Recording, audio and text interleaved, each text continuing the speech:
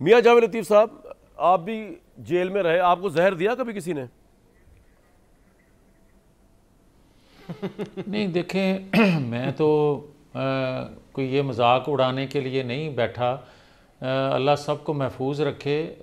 ये माजी में चीज़ें होती आई हैं और खुदा करे ये सच ना हो जो बुशरा बीबी के हवाले से बात की जा रही है। मगर आप देखें कि इन लोगों ने माजी में किन किन का क्या मजाक उड़ाया। कोई हस्पताल में था, बेगम कुलसूम नवाज़, तो उस वक्त शेख रशीद से लेके कई लोग क्या क्या मजाक उड़ाते थे, अंदर जाके चेक करते थे और कहते थे कि मेरी ज़ुबान ज़ेब नहीं देती। उसके बाद नवाज़ शरीफ के हवाले से इन्होंने किया। हम मजाक उड़ाने के लिए नहीं हैं बुशरा बीबी का, मगर ये एक हकीकत है जो आपने सवाल उठाया था कि क्या 2 माह पहले इमरान खान साहब ने ये सवाल उठाया, क्या बुशरा बीबी ने किसी फोरम पे बात की, और 2 माह गुजरने के बाद आज क्यों की जा रही है। देखिए, एक जो बात आप कह रहे हैं कि हर तरफ जहर ही जहर है, जहर मईशत में है, जहर तहजीब में है, जहर अखलाकियात में है, जहर आज की हुकूमत करने में है, जहर एजेंसियों में आ गया, जहर अदलिया में आ गया, और ये जहर रियासत का क्या बनेगा इस जहर से। अब मसला ये है, मसला ये नहीं है कि मैं सिर्फ इल्ज़ाम लगा दूं कि मुझे मारने के लिए जहर दिया गया है। मुझे कम से कम सबूत भी देने होंगे, मुझे कम से कम 6 जजों को भी तो सबूत देने होंगे कि नहीं देने होंगे मियां साहब, कि नहीं देने होंगे। अब आ जाए जहाँ तक 6 जजेस का तल्लक है जो ख़त लिखने वाले हैं, मैं तो कामरान शाहिद साहब पहले से कह रहा हूँ, काम कहीं से तो शुरू करें। वो 5 जज जिनका जिक्र हम किया करते थे, आज वक्त आ गया है कि 2 अदवार में 2 मुख्तलिफ जमातों की हुकूमत रही है जी। और दोनों अदवार में कोई 5 जजेस पे इल्ज़ाम लगा है और कोई इन 6 जजेस पे इल्ज़ाम लग रहा है। दोनों अदवार में मुख्तलिफ हुकूमतें रही हैं, दोनों एग्जेक्टिव पे इल्ज़ाम लगते रहे हैं, दोनों अदवार में एजेंसियों पे इल्ज़ाम लगते रहे हैं। ठीक है। मैं कहता हूँ जनरल फैज़ जनरल बाजवा आज कोई किसी और का नाम ले रहा है। मैं कहता हूँ कि ये नेकी करेंगे आज के चीफ जस्टिस साहब पाकिस्तानी कौम पे, पाकिस्तानी कौम के एतमाद पे, आने वाली नस्लों पे, कि भाई यहाँ से शुरू कर लें दोनों अदवार का, कि 5 जजेस का किरदार और इन 6 जजेस ने जो केसेस इनके पास आए थे और जिनके लिए इन पे दबाव था, उस पे इन्होंने क्या फैसले दिए या क्या फैसले कोई लेना चाहता था।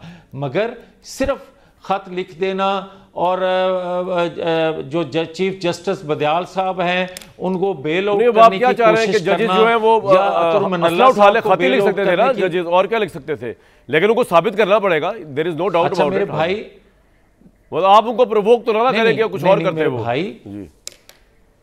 नहीं, उनके पास इख्तियार था, वो हाई कोर्ट के जज थे, वो तौहीन अदालत जारी कर सकते थे उन लोगों को जो, बिल्कुल मैं आपसे एग्री करता हूँ। ये तो मैंने आर्गुमेंट पहली दफा दिया था, बिल्कुल ठीक कह रहे हैं आप, ये आप सही कह रहे हैं कि तौहीन अदालत सर्व कर सकते थे। आपने सही आर्गुमेंट, मैं आपको ही फॉलो कर रहा हूँ जनाब।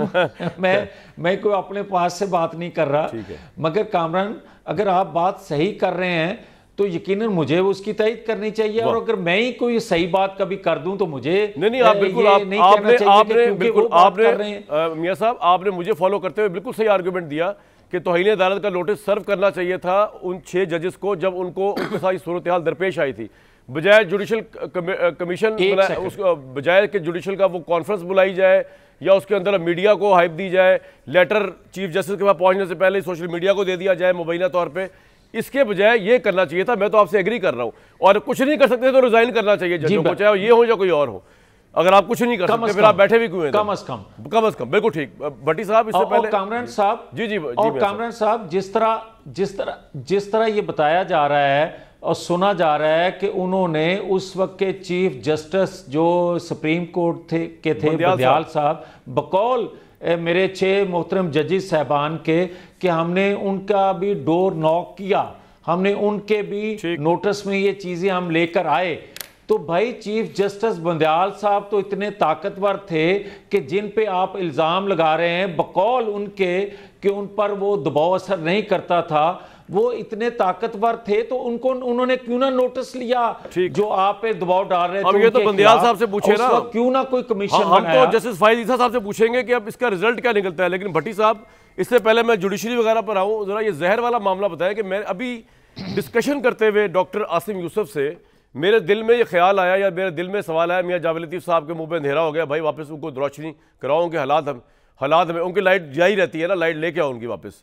तो 27वें ज़माने के मियां जावेद लतीफ़ साहब। अच्छा भट्टी साहब, ये डॉक्टर आसिफ साहब से बात करते हुए मेरे जेहन में ये ख्याल आया, भट्टी साहब को दिखाएं जी, कि 2 महीने पहले अगर ये मामला हुआ था तो वो तो भी अभी वेरीफाई नहीं हो सकता, लेकिन बुशरा साहबा ने तो ये जो जितना बड़ा ये कोहराम मचाया था वो तो अभी 2 दिन पहले मचाया है। तो ये 2 महीने पहले इन्होंने क्यों नहीं बताया? अगर 2 महीने पहले बताया था तो उस वक्त ज़ाती मौलिज क्यों नहीं इमरान खान साहब ने शोर बचा के लिए और वेरीफाई कराया? What's your take? Clean chit दे दी है डॉक्टर आसिफ ने कि जहर नहीं उनकी बॉडी में। हाँ यार, पहली बात तो ये है कामरान, मेरे हीरो के डॉक्टर आसिम यूसुफ साहब की बात सुनकर अच्छा लगा कि बुशरा बीबी बाखैर आफियत हैं और ये अच्छा कदम है हुकूमत का कि उन्होंने इमरान खान साहब के कहने पर डॉक्टर आसिम यूसुफ साहब की से चेकअप करवाया। लेकिन मेरा यहाँ एक सवाल है कि इस 116 जेलों में जो कैदी हैं, किसी कैदी को ये सहूलत हासिल है कि वो अपने ज़ाती मुआलिज से चेकअप उसका हो सके? नंबर 1। नंबर 2, क्या किसी कैदी को पैनाडॉल की गोली एक मिल सकती है, खांसी का शरबत मिल सकता है इस मुल्क में, या मन मर्जी के डॉक्टर एक अलहदा बात? दूसरी बात कि ये आज सुकरात भी परेशान होगा जिसने बखुशी जहर पी लिया था, वो असल वाला जहर सी। यहाँ जहर भी 2 नंबर जी है। जी।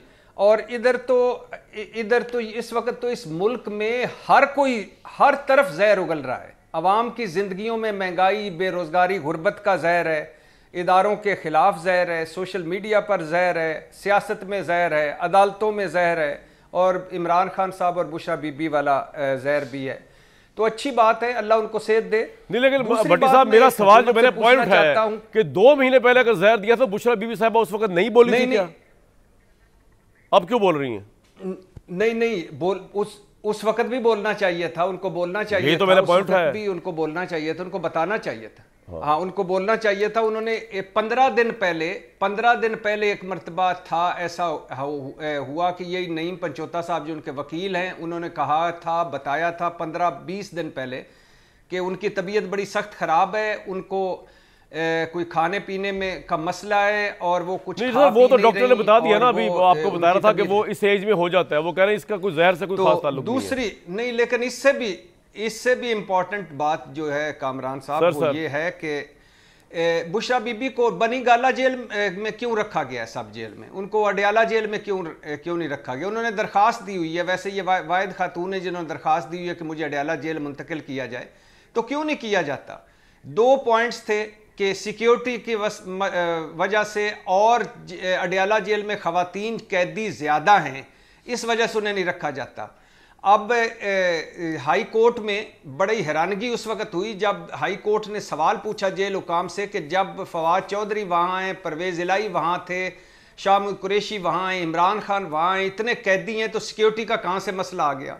और दूसरा, जेल हुकाम की रिपोर्ट के मुताबिक उन्होंने उसी रिपोर्ट से उनको बताया कि आपने कहा कि वहाँ खवातीन कैदियों की जगह नहीं है, तो उन्होंने कहा कि जब से आपने बनी गाला में बुशरा बीबी को रखा हुआ है तब से 141 खवातीन और ला के आपने अडयाला जेल में रखी हैं,